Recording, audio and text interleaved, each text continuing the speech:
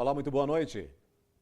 Jovem é baleado no bairro Padre Eustáquio. Adolescente é atingido por bala perdida no Jardim Aquários. Menor é flagrado com arma carregada no bairro Nossa Senhora Aparecida. Pai reclama de atendimento a bebê em posto de saúde de Patos de Minas. Motorista teria avançado parada obrigatória e 3 veículos se envolvem em acidente. Minas Gerais passa a realizar testes para detectar o Zika vírus.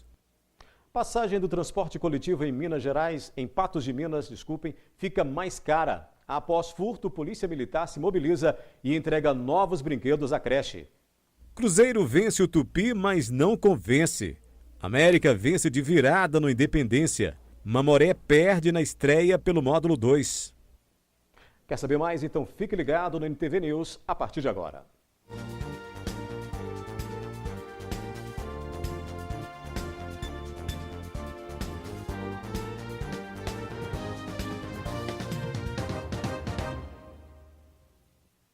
A demora no atendimento a um bebê no posto de saúde do bairro Sebastião Amorim virou caso de polícia. Os pais da criança se revoltaram e começou uma discussão com a equipe da unidade. Todo o embate foi gravado pelo pai, que pede mais agilidade e qualidade no serviço de saúde público de Patos de Minas.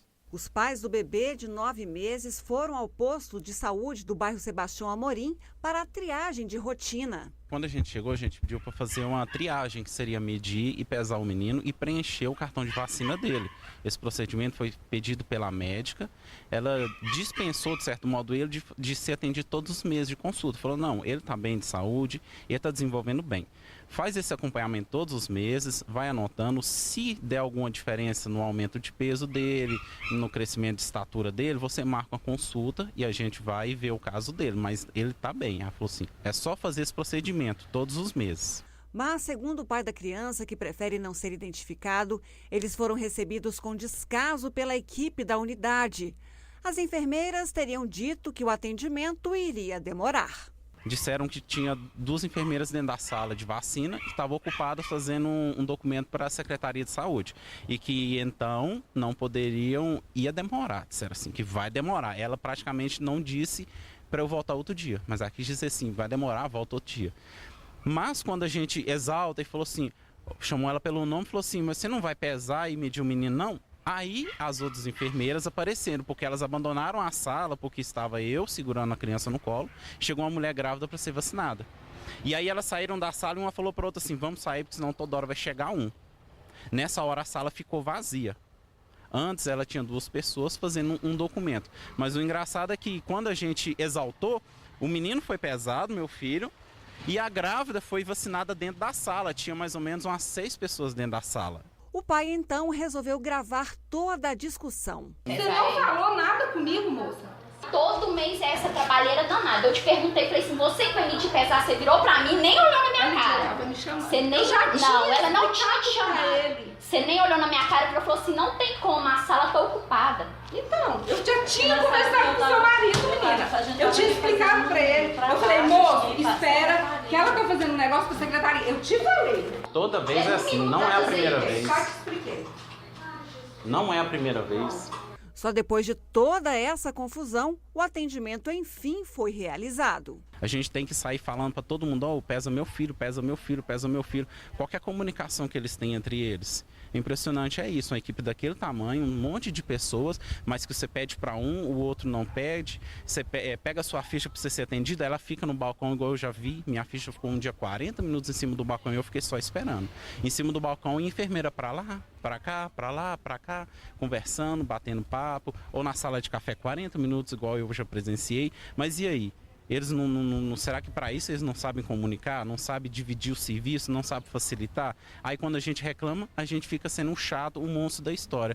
Indignado, o pai acionou a polícia militar e fez um boletim de ocorrência. Infelizmente, a gente teve que procurar a delegacia, fazer um boletim de ocorrência, porque é aquela história, né? Eu estava lá reclamando, aí uma enfermeira das que abandonou a sala chegou e falou assim, isso é desacato. E eu falei assim, não, então espera aí que eu vou buscar o celular, você vai ligar para a polícia do meu celular. Então a gente fez um boletim de ocorrência, a gente vai representar, a gente vai procurar o Ministério Público, a gente vai fazer, acho que os direitos do cidadão tem que valer.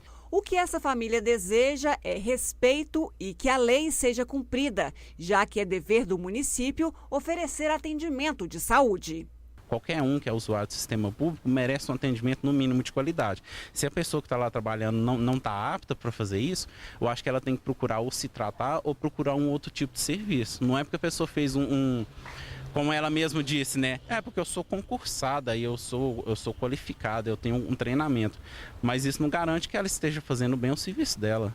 Não é fazer um serviço e trabalhar nele até morrer, não. E aí, será que você está fazendo bem seu serviço o tempo inteiro? Você não pode melhorar? Você nunca pode receber uma crítica e pensar que ela pode te ajudar. Aí qualquer um que reclama fica sendo o chato, o barraqueiro da história, da situação. E aí quantas pessoas que não reclamaram? De acordo com a enfermeira responsável pela vacinação do posto do Sebastião Amorim, crianças de 2 a 4 meses necessitam de um tempo maior de atendimento para preenchimento das informações necessárias. Nos outros casos, o tempo médio de espera é de 40 minutos, dependendo da demanda. De novo, nesta segunda-feira, mais um acidente foi registrado em cruzamento perigoso da Avenida Getúlio Vargas. Uma motorista teria avançado a parada obrigatória e 3 veículos acabaram envolvidos. Foi registrado um acidente no cruzamento da Marechal Floriano com a Getúlio Vargas, no centro de Patos de Minas. A condutora Terezinha Barbosa, de 70 anos, seguia pela Marechal Floriano e não percebeu a aproximação de um outro veículo que trafegava pela Getúlio Vargas, quando houve a violenta colisão que resultou na perda total do carro Citroën C3, que ainda atingiu uma Paraty que estava estacionada. O motorista do caminhão, Wendel Caetano Felício, de 25 anos, disse que não foi possível evitar a batida, já que a condutora entrou de repente no cruzamento sem respeitar a parada obrigatória. Por sorte, ninguém se feriu gravemente. A idosa sofreu apenas um hematoma na mão esquerda. De acordo com a Polícia Militar, desde sexta-feira até amanhã desta segunda-feira, foram registrados no perímetro urbano de Patos de Minas 11 acidentes de trânsito, sendo 6 deles com vítimas. Um adolescente de 16 anos foi vítima de uma bala perdida no bairro Jardim Aquários. O menor suspeito de ter feito os disparos foi apreendido. De acordo com a polícia, os suspeitos dos disparos estavam em uma motocicleta Suzuki e atiraram no grupo de rapazes na calçada. Um dos tiros atingiu o braço do menor que passava do outro lado da avenida. Segundo informações populares, passou 2 indivíduos na motocicleta pela Avenida Paineiras. O garupeiro, como sempre, sacou de uma arma e efetuou diversos disparos num grupo de jovens que se encontrava lá na Avenida Paineiras. Um dos disparos atingiu um outro indivíduo que estava do outro lado da avenida, né, que provavelmente não seria o alvo dos infratores. Após rastreamentos, os militares conseguiram localizar um dos suspeitos, um menor, no bairro Colina. A arma não foi localizada. Populares nos passaram as características, né, a motocicleta que foi usada, também as características, e um dos indivíduos é conhecido no meio policial. Portanto, nós conseguimos localizá-lo numa praça lá no bairro Colina. A motocicleta, a arma e o outro indivíduo, apesar de ter sido passado para nós, ele também é conhecido no meio policial. Esses 3 aí não foram encontrados. Depois do intervalo, você vai ver que violência no trânsito é tema de CIPAT em cooperativa. E após furto, polícia militar se mobiliza e entrega novos brinquedos em creche.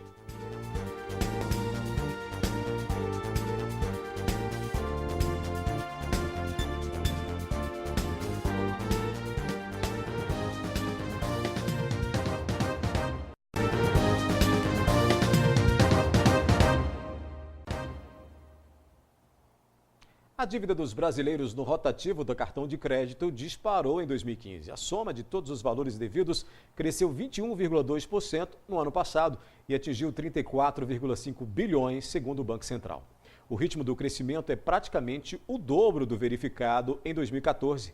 O aumento pode ser explicado pela intensificação do uso do rotativo e a incorporação de juros, que atingiram o patamar recorde de 431,4% ao ano. Segundo o levantamento do Banco Central, divulgado hoje, o BMG liderou o ranking de reclamações no mês passado. Foram 158 queixas consideradas procedentes. A principal delas, de acordo com o Banco Central, se refere à ausência de título adequado relativo ao cartão de crédito consignado. Em segundo lugar, na lista aparece a Caixa Econômica Federal e, na sequência, está o Itaú. Violência no trânsito. Esse é o tema da Semana Interna de Prevenção de Acidentes do Trabalho da Copatos. A Semana Interna de Prevenção de Acidentes do Trabalho é um evento obrigatório nas empresas instaladas no Brasil, segundo a legislação trabalhista. A CIPAT busca, através de palestras, gincanas, sorteios de brindes e atividades motivacionais, desenvolver a consciência e orientar o trabalhador sobre a importância da prevenção de acidentes de trabalho e doenças ocupacionais. Para que todos os funcionários participassem, foi realizada uma escala de horários. Esse evento ele abrange a todo o quadro de colaboradores da Copax. São realizações setorizadas, tentando envolver um número maior de colaboradores em cada área dele, para poder não parar também a empresa. E nós começamos hoje na questão do laticínio, na indústria, e depois vai seguindo para a administração, para as lojas, para o laticínio de Lagoa Grande, até fechar o ciclo total. O objetivo disso, além de tratar de um tema atual em qualquer empresa, que é a segurança do colaborador, traz outros temas também inerentes à vida de cada um, seu cotidiano.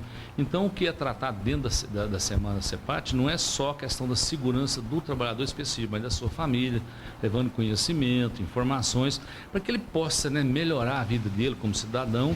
O tema proposto neste primeiro dia foi relacionado à violência no trânsito. Uma lição de cidadania, porque essa preocupação que está tendo com o próprio colaborador pela segurança dele, não só quando ele está trabalhando na empresa, como também quando ele se desloca do trabalho para casa, de casa para o trabalho, né? Então nós abordamos aí a segurança no trânsito, aspectos éticos do motorista, uma abordagem quase que filosófica até, e aspectos práticos, as novidades na legislação de trânsito, e também abordamos algumas decisões judiciais recentes a respeito das penalidades para os motoristas, porque muitas vezes a pessoa não acredita que há a suspensão da carteira, até a cassação dos direitos dele de dirigir. Então essas decisões recentes vêm a provar aí que a lei tem sido cumprida, né? E que não tem como muito fugir dela. O presidente da Copax acredita que eventos como esse são de suma importância para a vida dos colaboradores e para a empresa, uma vez que, devido às informações, há um aumento na produtividade. Toda vez que a pessoa assimila conhecimento, assimila informação, ela se torna mais produtiva. Toda vez que ela tem uma vida mais harmoniosa, tanto no local de trabalho, como no ambiente familiar, no ambiente externo do trabalho, certamente ela vai ser uma pessoa melhor. E ela sendo uma pessoa melhor, ela pode produzir mais, com segurança, e a gente conservar com isso, manter o maior patrimônio de qualquer empresa, que são seus colaboradores. A norma não especifica o tamanho da empresa nem a quantidade de funcionários que a empresa deve ter para ser obrigada a organizar a CIPAT, sendo uma atividade obrigatória em todas as empresas, independente de tamanho ou segmento. Se você tem um bom profissional alocado em algum segmento e ele deixa de vir ao trabalho por um descuido, por falta de orientação, por falta de conhecimento, o prejuízo não é só para a saúde dele, mas é também para a empresa, porque menos um que poderia estar ali usando o seu talento, a sua capacidade de trabalho, e com isso ele acaba ficando fora, né, de toda a cadeia produtiva. O trânsito somos todos nós, independente da situação de estar na empresa ou não. Aquele que coloca o veículo na rua hoje, ou mesmo o pedestre, o ciclista, né, ele está sujeito, ele tem que conviver com os demais. Então esse crescimento do sentimento de cidadania até, né, de participação na coletividade é muito importante, e a sociedade só tem a ganhar na medida que cada um contribui cada vez mais com um engrandecimento aí da segurança no trânsito, né? As crianças de uma creche em Patos de Minas ganharam brinquedos novinhos nesta segunda-feira. A campanha foi iniciada pela Polícia Militar depois que ladrões invadiram a instituição. No mês passado, essa creche municipal de Patos de Minas foi invadida por ladrões, deixando um grande prejuízo. Nessa semana, as crianças tiveram uma grande surpresa. A Polícia Militar, com a ajuda de alguns colaboradores, realizaram uma campanha para arrecadar brinquedos para o Centro Educacional Pinóquio. No final do ano de 2015, nós recebemos algumas doações lá na 156 CIA, na companhia lá do Abner Afonso. E a gente achou por bem estar direcionando essas doações para cá em virtude do arrombamento que eles tiveram, né, no mês de janeiro. E aí a gente conseguiu essas doações. A gente não podia deixar de participar desse momento crítico que essa instituição estava passando, né? De um fato, infelizmente, que acaba trazendo um prejuízo muito grande para as crianças, e através da Polícia Militar nós somos procurados para dar essa contribuição. Uma empresa que se preocupa com a comunidade que ela está situada, de prontidão nós já acionamos as áreas envolvidas para poder proporcionar a doação de balas, de algumas frutas aí, para contribuir com um pouquinho, para amenizar um pouquinho essa dor das crianças aqui nessa instituição e para contribuir de uma certa forma aí com bem-estar deles também. Foram doados cerca de 100 brinquedos para o centro educacional que atende em período integral 90 crianças. Para a Polícia Militar é muito gratificante, né, quando a gente chega, né, numa instituição como essa, né, e faz a doação, a gente vê no rostinho das crianças, né, a alegria de estar recebendo esses brinquedos, essas frutas, né. Então, para a Polícia Militar é muito gratificante. Os baixinhos ficaram encantados com os brinquedos. A manhã contou com diversas brincadeiras. A diretora Kênia Beatriz destacou a importância da ação da Polícia Militar. Muito feliz com essa parceria, né, que a Polícia Militar veio hoje, né, trazer os brinquedos, os presentes aí. Então é só agradecer mesmo essa parceria e contar, né, que nós estamos muito felizes, né, com esse trabalho que a polícia desenvolveu, né. Então é só agradecer.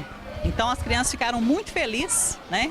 Estão assim, né, ver o brilho no olho, nos olhares das crianças, então é muito gratificante. A gente fica muito feliz com o rostinho dessas crianças, com a felicidade que eles têm de estar recebendo todas essas doações, e a gente vai procurar de alguma forma contribuir, né, para que eles tenham uma qualidade de vida melhor.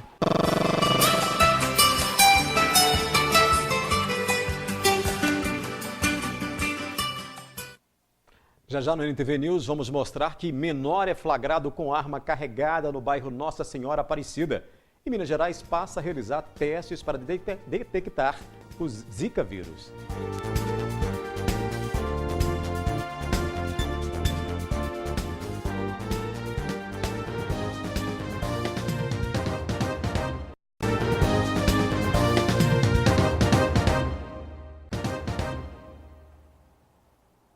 Enquanto o Estado desembolsa R$ 4.400 por ano com cada estudante da rede pública, os gastos com menores infratores internados em centros socioeducativos custam R$ 8.000 por mês.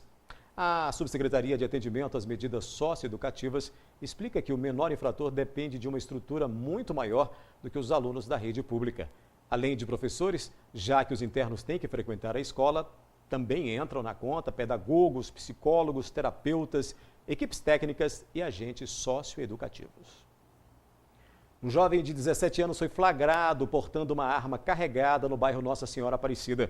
Ele disse à polícia que estava com revólver para se proteger. A polícia militar fazia patrulhamento na rua São Cristóvão quando viu um grupo de adolescentes em atitude suspeita. Eles perceberam quando um dos garotos colocou algo por dentro da bermuda e fizeram a abordagem. A gente observou, diante de uma posição estratégica adotada por nós no bairro Nossa Senhora Aparecida, que havia uma aglomeração de menores se reunindo com algumas bicicletas. E a gente tem o costume de atender diversos tipos de roubos ocorridos naquela região do bairro Lagoa Grande, nesse modus operandi, que seria indivíduos menores de idade portando arma por meio de transporte de bicicletas que abordam as vítimas e levam seus pertences. Diante disso, a gente aguardou eles começarem a subir e foram abordados de surpresa, momento em que um menor, ele enfiou as mãos dentro da calça e saiu em abalada carreira e teria aproximado de um portão e jogado algum objeto do outro lado desse portão. Diante do fato, a gente abordou ele, os demais conseguiram evadir. Porém, esse menor foi encontrado com 2 munições dentro do bolso, 2 munições de revólver calibre .22, e do outro lado do portão a gente verificou, não havia ninguém na residência, mas quando a gente enfiou a mão a gente já conseguiu localizar a arma, que estava com mais 5 munições intactas. Ao chegar à delegacia durante outra revista, a polícia encontrou mais 2 munições no bolso dele. O menor já possui passagem policial e alega que estava armado para se proteger. Esse pessoal sempre costuma alegar que está sendo ameaçado e tudo mais, como uma forma de justificar o fato de estarem andando armados. Porém, esse fato não diminui a responsabilidade penal e a gente acredita realmente que, na verdade, o fato seja, ele esteja portando essa arma juntamente com tantos outros menores, para cometimento de roubos. Segundo o pai dele, inclusive, ele acompanhou o registro da ocorrência, esse menor, inclusive, ele está envolvido em furtos de motocicletas. Abordagens como essa estão sendo realizadas com frequência para evitar crimes na cidade. A gente tem conseguido diminuir esse índice de ocorrências que vem ocorrendo, porém, às vezes ainda acontece, então a gente já tem costume de ficar bem precavido para evitar esse tipo de delito. O governo federal estuda uma multa para quem continuar a manter focos do mosquito Aedes aegypti em seu imóvel. A presidente Dilma Rousseff solicitou à Advocacia Geral da União para saber se cabe esse tipo de multa em nível federal, já que o país está em uma situação de emergência. Uma medida provisória já permite o ingresso forçado de agentes de saúde em imóveis públicos e particulares abandonados para ações de combate ao mosquito. O Zika vírus já pode ser identificado em testes feitos pela FUNED em Belo Horizonte. Antes, os exames eram feitos em laboratórios particulares ou na Fiocruz, do Rio de Janeiro. O teste é feito num laboratório de biologia molecular. Primeiro, o material genético é extraído das amostras, que podem ser de sangue, urina ou soro. Depois de misturado com reagentes, o material é aquecido neste equipamento. Esse material passa a ser amplificado bilhões de vezes e é detectável através de luzes. E o equipamento aqui no computador, que é ligado ao computador, formando as curvas de amplificação. O resultado fica pronto em 5 dias. A técnica usada, a da reação em cadeia da polimerase em tempo real, é a mesma utilizada para o diagnóstico da influenza A e B, dengue, chikungunya e febre maculosa. As amostras de casos suspeitos de Zika são enviadas pelos órgãos de saúde do município e do estado. Elas precisam ser recolhidas quando os sintomas da doença ainda estão presentes, o que dura cerca de 5 dias. Depois do prazo, pode ser constatado um falso negativo. Ainda não está confirmado se o bebê pode desenvolver a microcefalia. A gestante, principalmente nesse primeiro trimestre, ela é infectada, o vírus passa pela placenta e pode gerar algumas malformações. Ou seja, o feto é infectado também pelo vírus. E é isso que tem sido estudado e já começa a ser comprovado.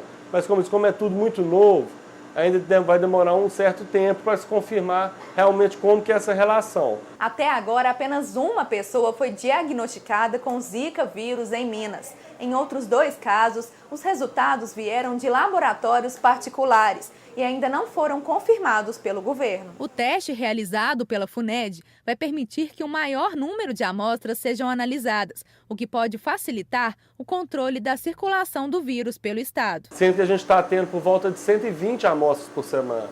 Então a gente está com essa demanda que não estava sendo atendida pela Fiocruz.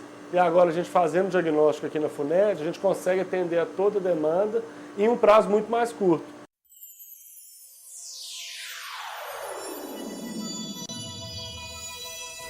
Precisou de óculos? Vem direto para New Color. 3 óticas em Patos de Minas. Nós vamos agora à previsão do tempo para este início de semana na nossa região. A terça-feira em Patos de Minas será de sol com nuvens durante o dia e períodos nublados com chuva a qualquer hora. Temperatura mínima será de 19 graus e a máxima poderá atingir os 30 graus. O índice ultravioleta registra 7 e é considerado alto. Previsão de chuva também para cidades da região. Em Coromandel, a mínima é de 22 graus. Em Rio Paranaíba, a mínima é de 21 graus. Máxima de 30 graus em Lagoa Formosa e Presidente Olegário. E os termômetros registram máxima de 34 graus em Lagamar.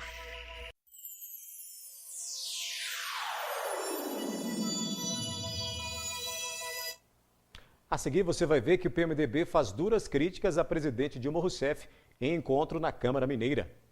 O RT vence fora de casa. Tem também as notícias do Cruzeiro, que venceu o Tupi, mas não convenceu.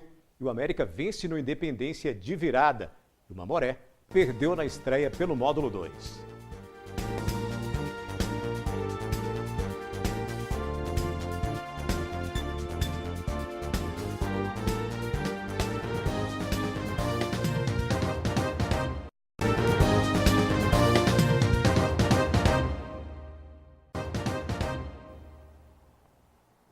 O imposto de renda ganhou novas regras. Agora, dependentes com 14 anos ou mais devem ter o CPF incluído na declaração de imposto de renda dos responsáveis, conforme nova determinação da Receita Federal. A idade limite era 16 anos. A mudança é uma das que começam a vigorar a partir de 1º de março, quando será iniciado o envio das declarações. Um dos objetivos é diminuir a sonegação. A expectativa é de que sejam enviadas só de Minas Gerais 2.680.000 declarações até 29 de abril. Minas Gerais é o 6º estado a receber a caravana da unidade. Embora tenha costurado um acordo para continuar na presidência do PMDB até 2018, Michel Temer sabe que o estado tem um peso importante na eleição do Diretório Nacional e por isso veio conversar pessoalmente com os 36 delegados do partido. O vice-presidente da República afirmou, no entanto, que a caravana tem como principal objetivo levar o partido para a presidência da República nas eleições de 2018. O partido também fez duras críticas à presidente Dilma Rousseff. Michel Temer esteve nesta segunda-feira em Belo Horizonte e teve um encontro reservado com os delegados nacionais do partido. A meta do PMDB é eleger mais de 250 prefeitos nas cidades do interior. A reportagem completa sobre o encontro você acompanha amanhã no NTV News. Agora o futebol. O Cruzeiro venceu, mas como se diz no futebol, ainda não convenceu. O técnico David ainda não conseguiu acertar a equipe que parecia estar ajustada no final da temporada passada. Mais uma vez o Cruzeiro teve 2 tempos distintos. No primeiro o time errou muito. Perdeu boas oportunidades. Eu falei para ter paciência, né? Que tínhamos 90 minutos para fazer o gol. Sabemos que o Tupi vinha jogando por uma bola. Os erros do Cruzeiro permitiram que o Tupi tentasse marcar. Por poucos visitantes não abriram o placar. Eles se cobram muito, né? A gente tem se cobrado muito para que a gente possa ganhar um jogo bem, né? Convencendo. Mas a gente sabe que do outro lado também tem 11 jogadores que não querem perder. No segundo tempo, a cobrança começou a dar resultado. O Cruzeiro até marcou, mas Sanchez Minho estava impedido. Fabrício subiu de cabeça e ficou no quase. Elber e Alisson tentaram. Gleison impediu o gol. Mas quando Arrascaeta arrancou, Elber garantiu a vitória. O Cruzeiro sofreu para conquistar a segunda vitória no Campeonato Mineiro e terá que trabalhar muito para que quarta-feira, contra o Fluminense aqui no Mineirão pela Primeira Liga, a história seja diferente. Temos que agora descansar, né? Mudar a chavinha, descansar amanhã, terça-feira, para que a gente possa jogar na quarta-feira bem leve, para que a gente possa fazer um grande jogo. Acho que o mais importante é ter a vitória. Então, tendo a vitória e jogando bem, acho que nós temos de tudo para sair contente aqui do Mineirão. Agora, a partida entre Vila Nova e América foi mais emocionante, com gol no início e virada bem no finalzinho. Mesmo mandante, a equipe de Nova Lima optou por jogar no Independência e parecia até que iria se dar bem. Um clássico de tirar o fôlego. Logo aos 16 segundos, a zaga do Leão falhou e Sávio, que não tinha nada a ver com isso, aproveitou. 1-0 Coelho. No segundo tempo, o meia Mancini, ex-América, acertou uma bomba de fora da área e empatou a partida. Já nos acréscimos, Osman aproveitou o cruzamento de Tony e fez o seu terceiro gol na competição. Final, América 2, Vila Nova 1. A URT conseguiu sua primeira vitória no Campeonato Mineiro e jogando fora de casa em Varginha. Alex Muricy, cobrando falta, marcou para o Trovão Azul. Romário empatou para o Boa Esporte ainda no primeiro tempo. O gol da vitória da URT foi aos 49 do segundo tempo, marcado por Alessandro. Com o resultado, a Celeste subiu para a 7ª posição do campeonato, com 4 pontos ganhos. A próxima partida será contra a Tombense, no próximo domingo, às 17 horas, em casa, no estádio Zama Maciel. Já pelo módulo 2, o Mamoré estreou com derrota. O Sapo encarou o CAP de Uberlândia no Parque do Sabiá neste domingo. aliás, no sábado o jogo, né? E perdeu por 1-0 para o time da casa. Na estreia do módulo 2, o CAP de Uberlândia recebeu um Mamoré no estádio Parque do Sabiá e venceu a equipe do Sapo por 1-0. A partida começou às 17 horas neste domingo sem nenhum chute a gol. Aos 14 minutos, o Sapo teve grande oportunidade para abrir o placar, na cobrança de pênalti de Evandro, que acertou o travessão. Aos 27 minutos, o atacante Dalmo da equipe de Uberlândia abriu o placar. Rafael recebeu dentro da área e cruzou rasteiro. A bola passou por todo mundo e Dalmo, livre, só empurrou para balançar as redes do gol. No segundo tempo, o Mamoré partiu para cima. O Wallace Lemos mexeu no time, porém o panorama não mudou e o Sapo não conseguiu impor seu jogo. O CAP perdeu boas oportunidades, mas segurou o jogo, que terminou com um resultado positivo para o time da casa. O próximo jogo da equipe do Sapo será na quarta-feira no estádio Bernardo Rubingi contra o Araxá. E depois do intervalo, a gente mostra como foi a reapresentação dos jogadores nesta segunda-feira. Você vai ver também que um jovem foi baleado no bairro Padre Eustáquio e passagem do transporte coletivo em Patos de Minas fica mais cara.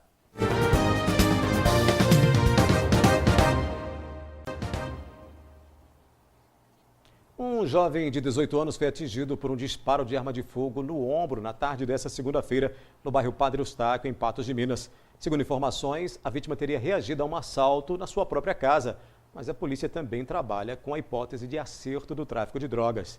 Mais informações com a repórter Ayandra Faria. A Polícia Militar registrou na tarde desta segunda-feira uma ocorrência relacionada à lesão corporal. O crime aconteceu na rua Porto Alegre, no bairro Padre Eustáquio. Quem vai dar mais informações para a gente é a Sargento Denise. Sargento, segundo informações, o Geraldo Gabriel da Silva, de 18 anos, foi atingido aí no ombro nessa ocorrência? Isso, a gente foi acionado que havia uma pessoa, vítima de disparo de arma de fogo nesse local. Chegando lá, nós deparamos com essa vítima, realmente com um disparo no ombro, consciente, que nos relatou que se encontrava no interior da residência, no seu quarto, quando percebeu que um indivíduo que ele não conhece estava no interior da casa, E que ao indagar esse indivíduo no interior da residência, o que ele estaria fazendo ali, esse indivíduo não deu resposta e ele reagindo, à presença desse indivíduo, os dois então começaram uma luta corporal. E esse autor, que então não tem informação de quem seria, ele não foi identificado, ele estava armado provavelmente com um revólver calibre 38. Isso, é o que a vítima passou para nós, que ele estava de posse dessa arma e que na primeira oportunidade efetuou esse disparo. A informação que se tem então é que o autor estava com a arma, a vítima na reação, tentando roubar essa arma para si, para revidar a agressão, ele foi atingido. Isso foi o que ele passou para nós. Ele alega que, apesar de algumas testemunhas ter nos repassado que antes poderia ter tido um diálogo entre os dois, que poderia até ter um motivo, ele não passou para nós nenhum motivo. Só passou que essa situação mesmo, que a pessoa adentrou e efetuou esses disparos. Vizinhos também nos repassaram a questão de um veículo, que estaria ali próximo, mas sem maiores dados. Esse veículo seria um Monza de cor escura com 2 ocupantes. Um ficou no carro aguardando ali o desfecho da ocorrência e o outro entrou na casa. Isso. É isso mesmo? Isso mesmo. Agora, em relação a essa vítima, ele não tem passagem policial, mas também a polícia trabalha com a informação de que ele é usuário de drogas e poderia ser, então, um acerto em relação ao tráfico. Isso, não é descartado, A Polícia Civil foi até o local, fez a perícia, lá foi localizado porção de maconha, Foi localizado de chavador, utensílios que o viciado costuma usar, Ele também me relatou que é usuário, a família também relatou que ele é usuário. Então a gente não pode descartar, apesar dele negar o tempo todo, que tenha sido um acerto de contas, alguma cobrança relacionada a drogas. A polícia agora continua trabalhando na tentativa de identificar e localizar o autor. Isso, a Polícia Militar fazendo seus rastreamentos e a Polícia Civil também, de posse de todas essas informações dessa ida lá na residência, no local do crime, vai estar investigando aí para ver se a gente chega a alguma solução. Muito obrigada pelas informações, Sargento Denise. Ayandra Faria, para o jornalismo da NTV. O preço das passagens do transporte coletivo em Patos de Minas subiu. O reajuste foi de 11% e passou a valer a partir de hoje. Para a empresa que presta o serviço, o índice ficou abaixo da planilha de custos. A estudante Karina foi até este posto de atendimento no centro da cidade colocar créditos do cartão Andifácil nesta segunda-feira. Já pagou mais caro pela passagem de ônibus. E eu nem assim, como não foi divulgado, assim, pelo menos eu não ouvi falar, então eu nem tinha me preocupado antes. Porque senão, igual, eu teria 90 dias ainda com os 2,10 no caso, se eu já tivesse com eles no cartão, né? E como eu não tinha conhecimento do aumento, eu nem me preocupei. E aí agora pagando bem mais caro. O aumento no preço das passagens do transporte urbano subiu 11%. Saltou de R$ 2,50 para R$ 2,80. Para pagamento no cartão Andifácil, o usuário tem desconto de 40 centavos e pagará R$ 2,40. Dona Maria não sabia do reajuste. Não sabia não, hein? Não sabia. Não sabia. Então subiu? Passou para quanto? De R$ 2,50 para R$ 2,80. 2,80? No. Só teu cartão. Eu tenho o cartão. O reajuste do preço foi autorizado pela Prefeitura e, de acordo com o diretor da empresa de transporte, ficou abaixo do valor que havia sido aprovado pelo Conselho de Trânsito, que era de R$ 3,14. O órgão técnico da Prefeitura faz esse cálculo da planilha, que é tudo normatizado, faz coleta de preço de pneu, óleo diesel, mão de obra, né, e encontrou esse valor de R$ 3,14. Esse valor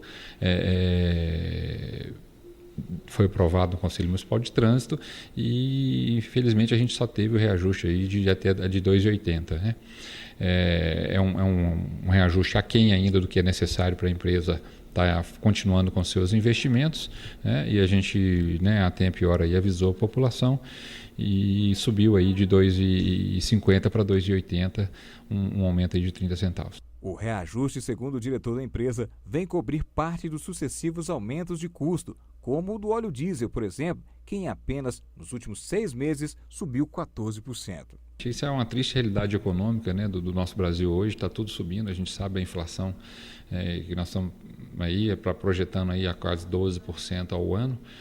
O óleo diesel tem subido muito e o óleo diesel, às vezes as pessoas não reclamam, mas o óleo diesel ele mexe com o custo do Brasil como um todo, né? Porque nada chega por passe de mágica aqui em Patos, né? Então tudo chega através do transporte, do óleo diesel, então tudo influencia em tudo, peça, pneu. Então quando sobe o óleo diesel ele mexe com a economia como um todo, né? Então esse aí nada mais é do que um repasse de custos para que a empresa continue pagando e honrando com seus compromissos. Em média, 20 mil pessoas pagam passagem pelo transporte público em Patos de Minas mensalmente.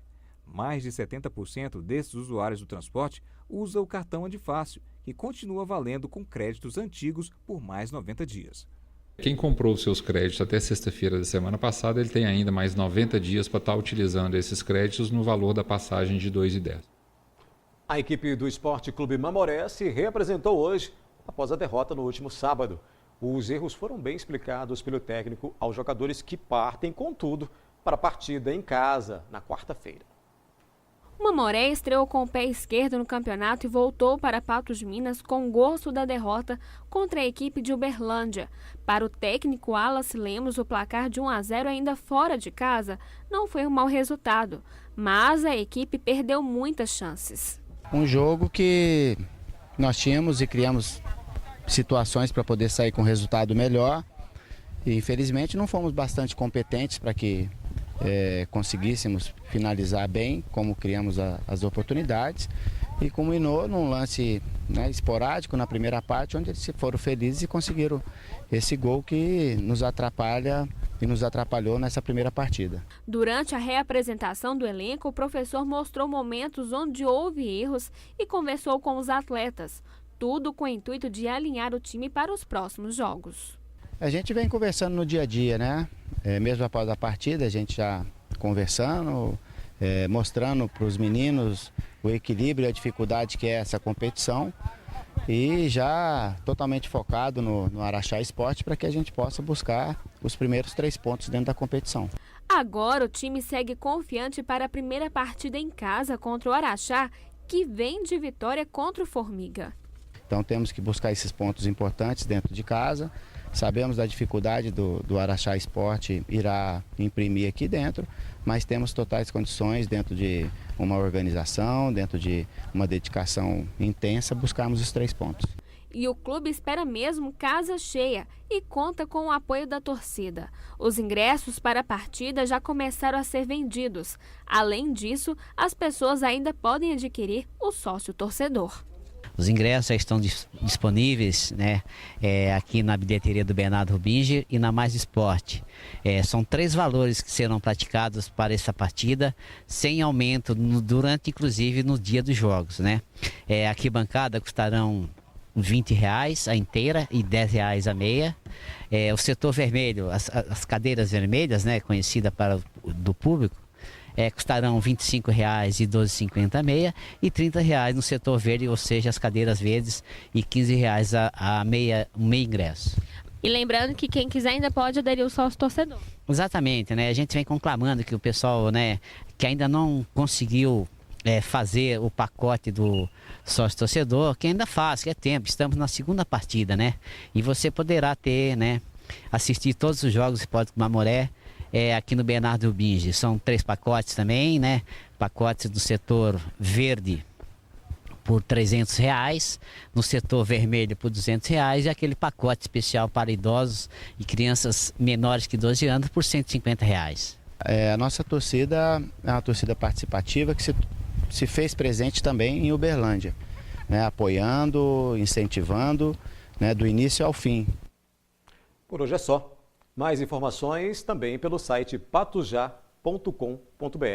Uma boa noite a todos e um excelente início de semana.